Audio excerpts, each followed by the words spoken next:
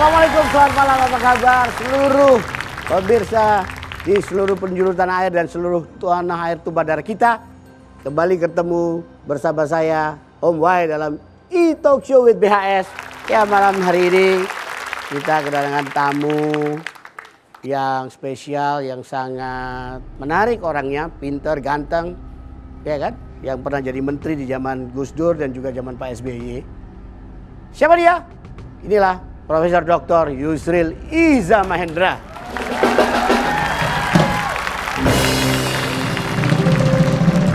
Bos. Ini bos sama Habib ini. Ini bukan bos, bukan Habib, tapi Om Wai. How are you, Prof? Apa kabar? Alhamdulillah. Kef haluk? Ya, beginilah tiap hari. Tiap hari begini aja ya. Nah, Prof Yusril ini ya pernah juga membintangi film Laksamana Cheng Ho. Masih ingat gak? Kan? Prof, masih ingat gak itu dialognya dalam adegan film itu apa? Oh, banyak sekali ya. Itu film sebenarnya ada dua jenis, ada film seri. Judulnya memang Laksamana Cheng Ho, dan ada film yang dibuat untuk film layar lebar. Namanya itu Legend of the East. Wah, itulah. Ya, kita lanjutkan bincang-bincang kita soal Kodi. Silakan di kursi spesial tamu Pak Yusril. Sebentar. Saya latih dulu. Silakan dulu, ya. Ini kalau kursinya sudah istimewa ini. Sudah ditepuk-tepuk ini biasanya kursi, ini ada anunya ini. Ya, tepukannya mengandung ada doa. Barokah. Mudah-mudahan barokah. Pak Yusril, kita ngomong-ngomong soal yang tadi Laksamana Cheng Ho, tapi kayaknya ini yang menginspirasi Pak Yusril yang sekarang berdamai juga dengan Pak Jokowi. Kira-kira begitu nggak kira-kira? Ini tadi yang kursi ditepuk-tepuk nih, bukan Pak Jokowi yang bikinnya sebelum beliau jadi presiden. Loh iya, ini memang dari kiriman dari Jepara ini. Oh begitu. Tempatnya Pak Jokowi juga punya pabrik di sana. Oh begitu ya? Iya begitulah. Oh, jangan-jangan ini kursi buatannya Pak Jokowi nih. Ya, jangan-jangan, ya kan? Udah sedikit-sedikit ngomongnya udah Jokowi, udah lain. Dulu kemana, sekarang kemana? Ini apa yang terjadi? Lo ketawa. Serius ini? Ya sebenarnya panjang sekali ceritanya ya. Dan kita melihat apa yang paling mungkin ya, bukan apa yang terbaik, yang ideal kita inginkan ya. Biasanya memang ada kontestasi politik yang sedang berkembang di masyarakat kita ini, dan saya juga harus menentukan pilihan dukung siapa atau dukung siapa, walaupun sebenarnya saya tidak ingin tergiring ke arah itu. Ya, pada akhirnya saya memilih satu langkah yang paling ringan sekarang ini. Jadi saya terima saja tawarannya untuk menjadi lawyer, jadi penasihat hukumnya Pak Jokowi, Pak Maruf Amin. Tapi itu dalam posisi beliau sebagai pasangan calon presiden, bukan jadi penasihat hukumnya presiden begitu. Tapi kalau orang tanya bukan penasihat hukum Presiden Jokowi, tapi penasihat hukum sebagai paslon. Sebagai paslon nomor 1 Pak Jokowi Maruf Amin. Pak Maruf Amin. Kalau orang tanya ya, kenapa enggak jadi penasihat hukum Pak Prabowo ya? Ya beliaunya nggak minta ya bagaimana? Oh, karena nggak minta. Jadi mungkin didengar nih teman-teman dari Hambalang dan Pak Prabowo CS. Karena salahnya nggak nawarin Pak Yusril sih. Jadi advokat itu kan terikat pada undang-undang advokat, terikat pada kode etik. Jadi dia nggak boleh menawarkan diri. Harus dia ditawari, pasif aja kalau orang datang. Nah, jadi ini ditawari oleh Pak Jokowi. Siapa yang pertama kali mengontak Anda siapa? Pak Erick Thohir yang bicara sama saya. Pak Erick Thohir. Kan beliau tim sesnya Pak Jokowi. Jadi sebenarnya ya sudah, saya terima aja jadi lawyer, jadi penasihat hukum, melakukan advokasi, pembelaan. Tapi ya saya berada di luar tim ses, jadi bukan bagian daripada tim suksesnya Pak Jokowi Maruf Amin. Boleh nggak secara etik atau secara apapun ukurannya ya, moral, Profesor Yusril itu diminta oleh Pak Jokowi jadi penasihat paslon nomor 1. Tapi kemudian juga diminta oleh paslon nomor 2 Pak Prabowo Sandi jadi juga penasihat hukumnya. Itu bisa nggak diterima dua-duanya? KKO kanan kiri oke gitulah.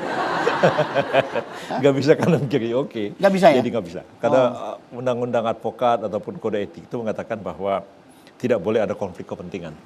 Ya, jadi kalau misalnya kita itu pernah menjadi lawyer apa namanya Om Y misalnya, ya. Jadi tiba-tiba Om Wai nggak sanggup, mahal Profesor Yusril honornya. Gratis ya? jadi kemudian Jadi ada lawyernya e-talk show ya, Om Wai ini ya? ada orang lain kemudian minta saya untuk menggugat Om Y. Iya. Itu nggak boleh. Oh, jadi ada oke. konflik kepentingan. Jadi harus salah satu Ya, ya? seringkali juga pertanyaannya begini gitu. Ini Pak Yusril kok jadi penasihat hukum, jadi pengacaranya Pak Jokowi Maruf Amin.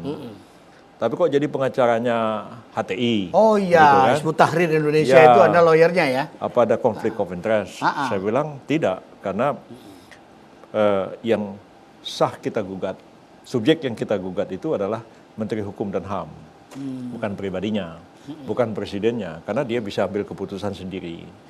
Jadi sementara saya menjadi paslon, menjadi lawyernya paslon, itu nggak ada hubungannya dengan paslon, jadi nggak ada. Jadi saya bilang, ada yang bilang sama saya, gimana Pak Yusril, Anda jadi lawyer Jokowi, mau nggak jadi lawyer Habib Rizik?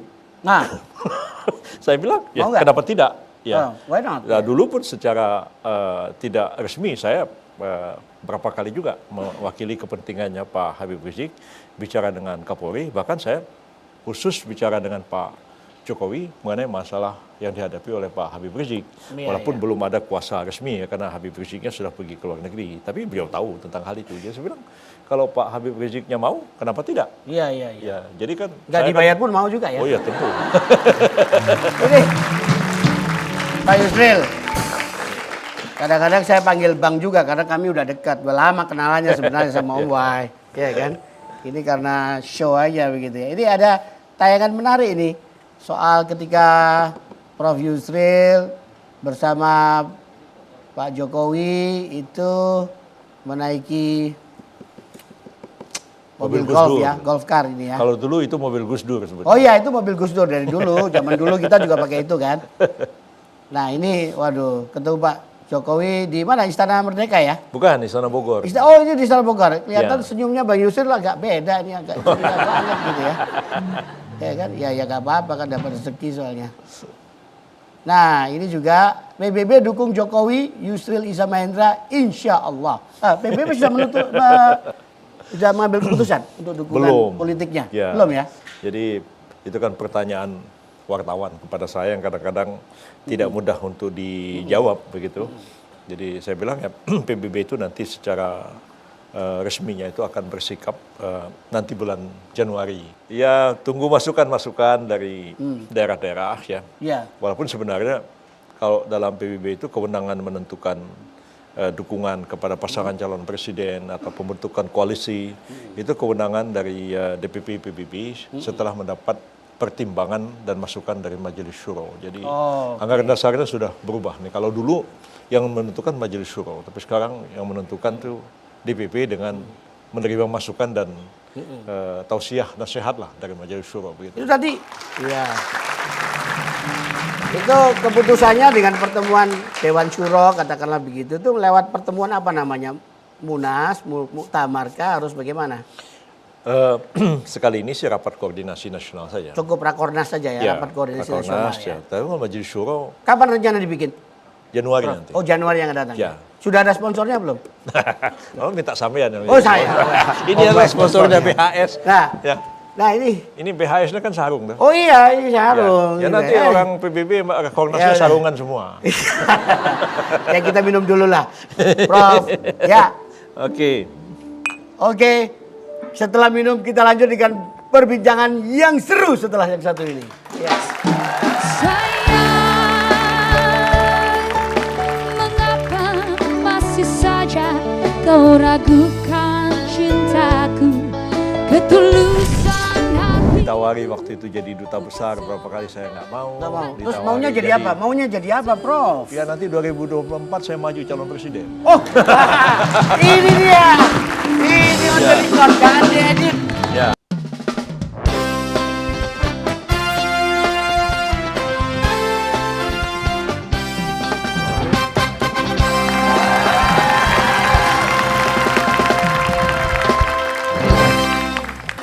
Mau ditawarin apa nanti oleh Pak Jokowi Ma'ruf ke depan nih kira-kira kalau Prof akan stay tune di situ dukungannya? Saya sebenarnya nggak berharap jabatan untuk Ya saya. berharap juga nggak apa-apa sendiri. sebenarnya sih. Ada. Berharap salah jabatan untuk kebaikan negara kan nggak apa-apa. Target saya itu sebenarnya begini. Ah, Target saya itu PBB bisa masuk kembali ke DPR, punya Wow. fraksi sendiri. Kalau saya sendiri sebenarnya nggak begitu berharap banyak lagi ya. Saya udah jadi menteri 3 kali, Oh. ya 2 kali menteri kehakiman. kan masih 3 kali kan belum jadi 4 kali 5 kali. Sesdek sekali, udah jadi anggota MPR, anggota DPR. Jadi menteri berapa kali kan nggak diatur oleh konstitusi, nggak Enggak. apa-apa dong. Kalau Iya. presiden 2 kali 2 periode maksimal. Jadi ditawari waktu itu jadi duta besar berapa kali saya nggak mau. Nggak mau. Terus Ditawari maunya jadi apa? Maunya jadi apa, Prof? Ya nanti 2024 saya maju calon presiden. Oh, ini dia. Ini menjadi jangan diedit. Ya. Please jangan diedit ya. Ini kejujuran dari Profesor Yusril yang saya suka ini. Ya. Sama Pak Prabowo apa yang terjadi sih sebenarnya? Apakah karena dengar-dengar Anda susah kontak telepon? Ya begitulah ya. Memang sudah lama mau bertemu. What's wrong? What's wrong? Nggak tahu, komunikasinya susah aja. Oh susah. Ya, jadi waktu ada ijtima yang pertama kan Pak Prabowo pidato, saya kan duduk di situ dengerin. Iya. Setelah itu saya pidato, beliau duduk. Jadi beliau bilang, saya sudah berkali-kali menghubungi Pak Yusril, Oh katanya begitu. tapi Terus? tidak bisa karena beliau selalu ada di luar negeri. Jadi saya pikir ya saya ada di sini aja kok nggak keluar negeri Iya, iya, gitu iya. ya. Jadi itu basa-basi aja ngomongnya begitu. Iya, tapi setelah itu ya saya ngomong ke beliau, dia bilang Mas Bo, ya kalau ada waktu saya mohon Iya. kita bertemulah, bagaimana kita Iya. diskusikan banyak hal. Ya, tapi ya sampai hari ini ya nggak kesempatan Nggak ada untuk ya. bertemu. Padahal Pak Prabowo itu pernah bilang kan, ya mungkin ini joke ya. Ya. PBB itu singkatannya kan Partai Buatan Bowo gitu kan. Kan gitu lah ya. Iya. Hah? Ya. Atau maksudnya itu mengecilkan PBB yang mungkin hanya dapatnya sekian persen, nggak sampai 4% gitu misalnya. Apa gitu kira-kira? Enggak, malah membesarkan PBB. Oh membesarkan PBB. Iya. Iya. Kan bayangkan ada seorang calon presiden kan mengaku membentuk partai kecil gitu. Jadi kan luar biasa. Jadi kita terima kasih juga, salut pada beliau gitu. Ya Pak, Oh. terima kasih gitu. Prof, mungkin karena ini kan soal kecil kan ya komunikasi. Ya kan karena dulu kan sudah membantu 2014 menjadi apa namanya bantuan hukum, pendapat hukum. Ya. Apa nggak bisa diperbaiki itu komunikasinya kan soal kecil. Iya sebenarnya sih bisa aja. Tapi ya sudah, ini kan kita harus mengambil keputusan juga kan. Waktu berjalan terus dan Nggak nyesel nggak jadi pembelanya Pak Prabowo Sandi? enggak. Nyesel nggak? Karena orang nggak diminta, masa kita nyesel. Oh enggak nyesel ya udah. Ya berarti memang sudah ketemu rezeki anak solehnya di Jokowi kira-kira begitu ya. Rezekinya ada di sana. Tapi Pak Jokowi juga gak dibayar begitu. Oh iya, Ya, tapi bolak-balik saya ngomong pikir nggak dibayar. Kalau dibayar juga nggak salah. Enggak. Apa sih? Iya kan? Nanti kalau Pantes dong. Kalau itu dokter Yusril Iza Mahendra, siapa nggak tahu profesional itu ada profesional fee wajar. Nanti di tagih sama pajak kalau bayar. Ini kan lapor ke pajak nih nggak ada bayaran, free gitu. Iya iya. Ya tentu kita Ya. ngomong-ngomong secara politik bahwa ya tentu ada kerjasama, ya tentu ada satu hal yang ya saling menguntungkan juga. Ya. Jadi ya satu aja permintaan saya sebenarnya, kita mau pemilu ini berjalan secara jujur, adil, dan suara PBB itu ya kalau dipilih oleh rakyat, tolong dijaga jangan sampai hilang di tengah jalan. Iya, Itu aja. Iya, Jadi iya. kan saya gak heran tuh, PBB itu di daerah-daerah punya wakil di DPRD, provinsi, kabupaten, daerah. kota, tapi kok sampai ke atas hilang. Iya. Ya. Jadi kita minta ini dijaga, dikawal betul. Ini ada video yang mungkin perlu ditayangkan atau ya pernyataan Pak Yusril ya. Ya. Yang mengkritik Pak Jokowi ini. Yusril kritik Jokowi. Utang luar negeri luar biasa, penyerangan ulama di mana-mana. Wah, dulu kritik banget itu. Ya.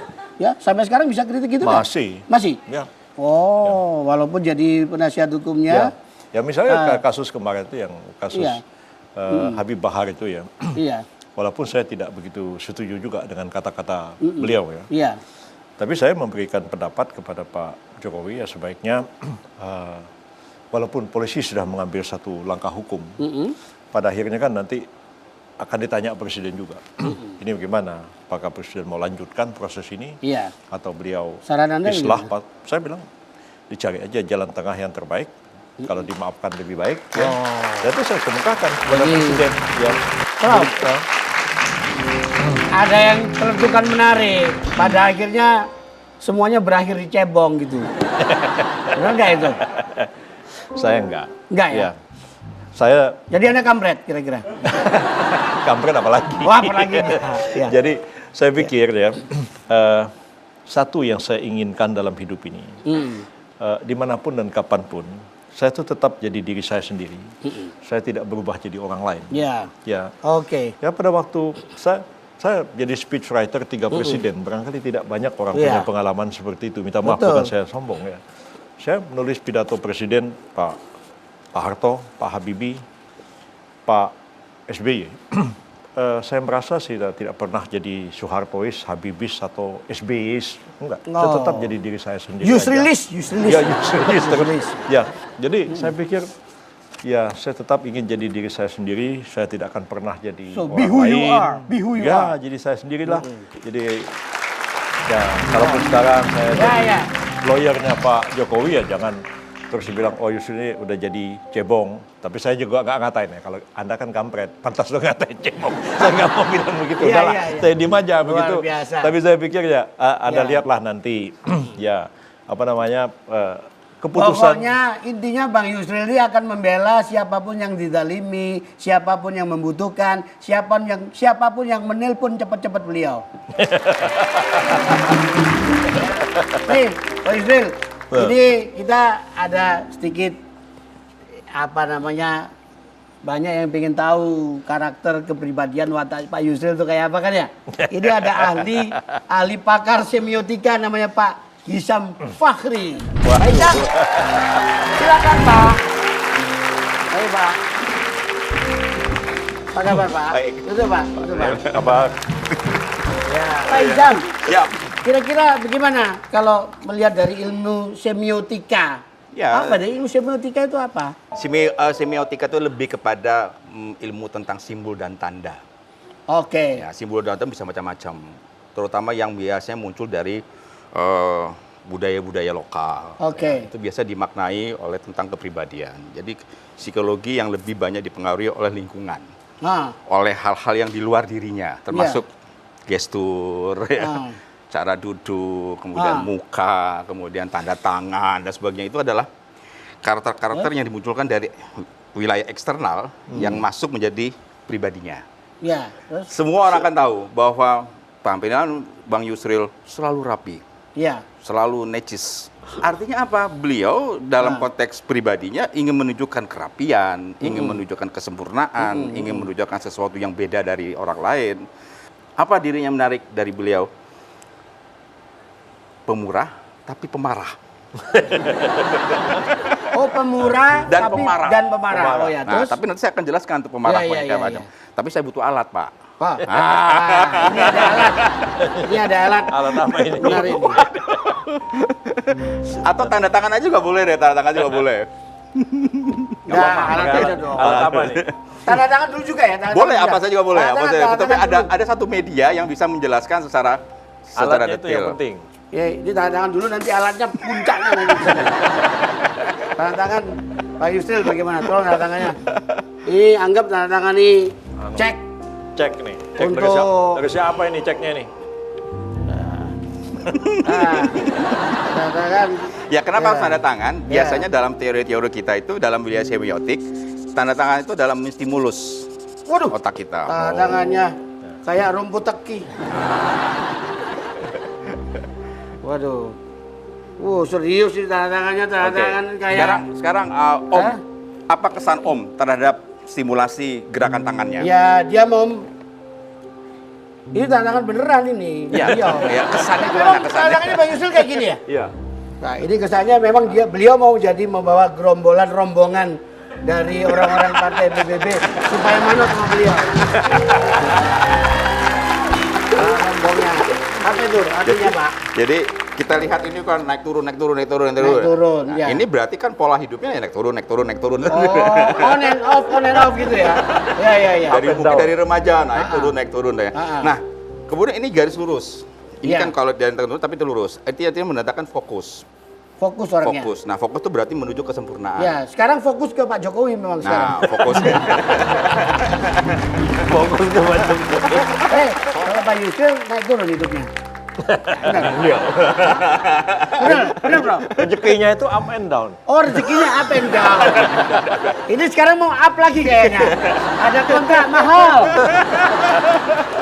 Terus. Nih bentuk aja nih, Bro. Ini lebih akurat lagi kira-kira ya. Ya, sebetulnya tidak. Ini sebetulnya nanti jadi ini tuh kan untuk menentukan kalau begini kan dia berbentuk dan sebagainya. Oh, Nah, iya. artinya apa secara visual? Dengan cara ini, sesaat kita akan membuka topeng kita. Oh, topengnya. Nah, sekarang mohon maaf nih, Pak Yusril ya. Kita coba dicap ya dulu ya. Permukaan wajahnya Pak Yusril ya. Kita akan lihat Siapa lagi yang semarah-marahnya bisa gimana gitu. menemukan orang pentingnya Pak Jokowi. Ya. Jadi bisa jadi yang saya dibikin jadi Lego ini. Tuh. Ini more than just Lego. Come on, man. Hey, Bro, maaf. Atau tangan sendiri nggak apa? Iya. Tangan sendiri aja. Oke. Oke, udah. Cukup. Oh, nggak begitu. Sampai nggak training aku sih. Ajarin dong caranya bagaimana. Udah sampai segini. Cepat ayo. Cepat. Bikin. Ayo, Profesor. Ayo, Prof. Langsung, Prof. Ya. Aduh. Straight. Ya. Oke, kembali ke 90 derajat. Kembali ke 90 derajat. Nggak. Tuh, jangan dibalik. Sampai. Bapak coba beliau aja. Sampai 90 derajat. Ayo. Bapak bisa. Pak bisa. Iya. Ya. Terus Kembali ke 90 derajat. 90 derajat. Nah, Ya, pertahankan. Stop. Maaf. Waduh. Wajahnya Nah, kayak sudah, cukup. ya, Lepas tangannya, Pak. lepas. Ya, oke. Ya. Ya. Kok wajahnya kayak Pak SBY ini kayaknya. Nah, coba Pak. Oke. Strukturnya ini kalau kita ada di struktur ya, kalau dari struktur ada satu garis simetris. Terutama di mata. Ya, di mata itu. Sekarang secara umum sama nggak wajahnya dengan wajahnya ini? Hampir punya kemiripan. Ya sama capnya Enggak. dia kok. Nggak lain tuh Pak Jojerang beda. Tadi katanya suaranya. Pak SBY tadi kan. Oh iya.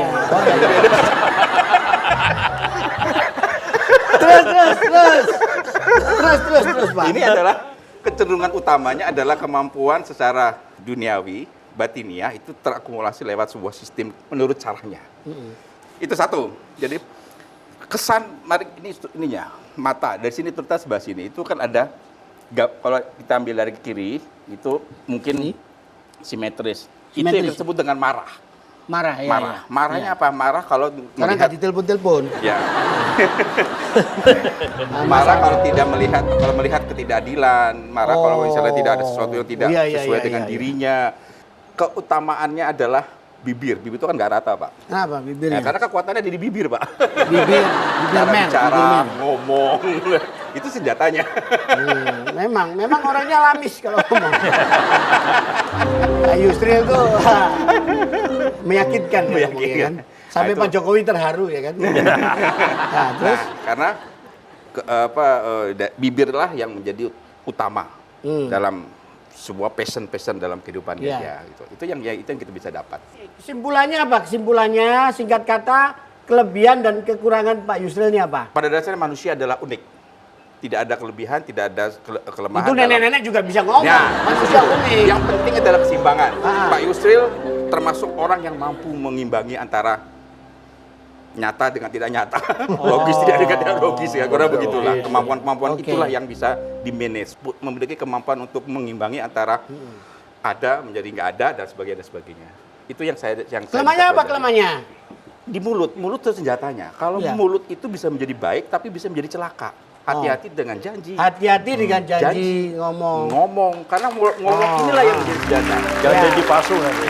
Jangan jadi janji palsu. Jangan janji palsu. Janji palsu lagi. Ya. Kurang lebih begitu, Ya, Pak. Prof. Ini terakhir sebelum nutup Ya. supaya fair ya. Prof, kalau ketemu Pak Prabowo misalnya. Ya. Apa yang mau diomong? Singkat aja. Ya, selamat Pak Prabowo ya. Mendoakan mudah-mudahan menang begitu.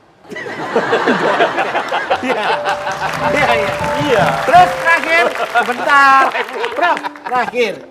Kalau sama Pak Jokowi misalnya ditanya, Pak Yusril mau jadi menteri apa kira-kira? Apa?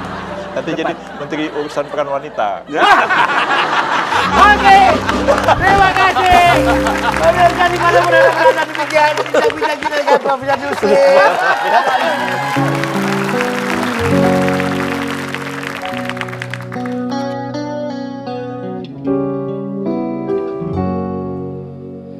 Engkau bagai air yang jernih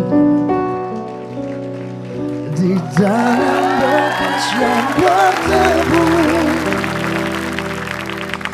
zahirnya kotoran